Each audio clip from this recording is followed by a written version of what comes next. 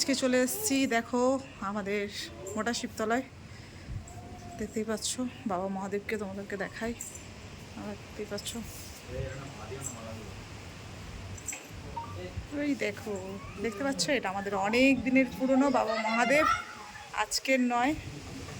তো এখানে ঠাকুরমশাই সব পরিষ্কার পরিচ্ছন্ন করছে।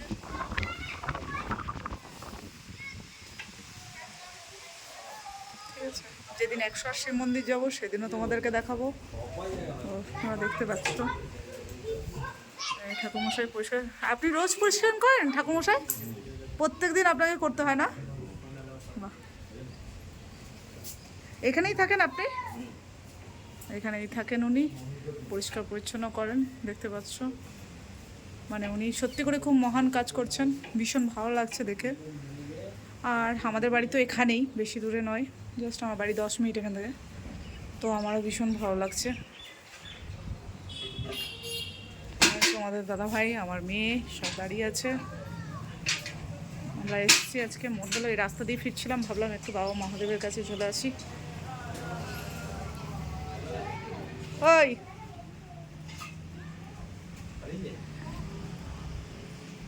একটু ভিডিওটা নাও, আমি একটু ঘন্টাটা বাজাই। ভিডিওটা নেবে, ক্যামেরা চলছে কিন্তু।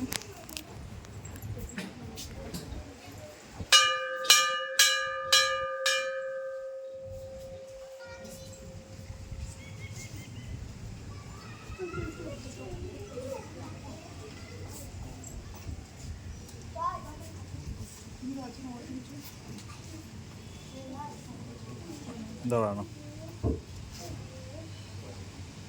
কোথায় দেবে? এই তো বক্সে।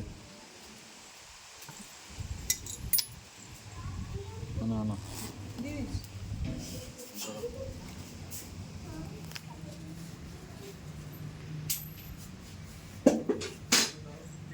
জলটা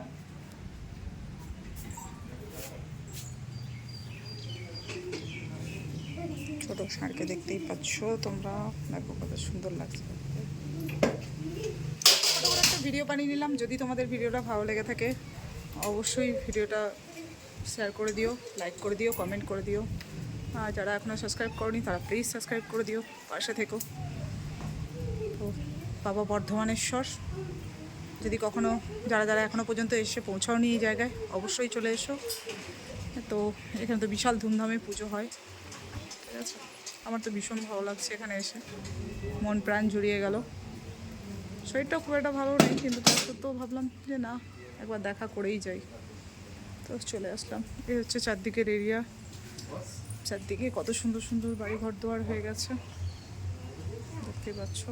আমার তো ভীষণ ভালো লাগলো। এখানে সব মেলা বসে কিসের সময় জানো? শ্রাবণ মাসে যখন পুজো হয় তখন।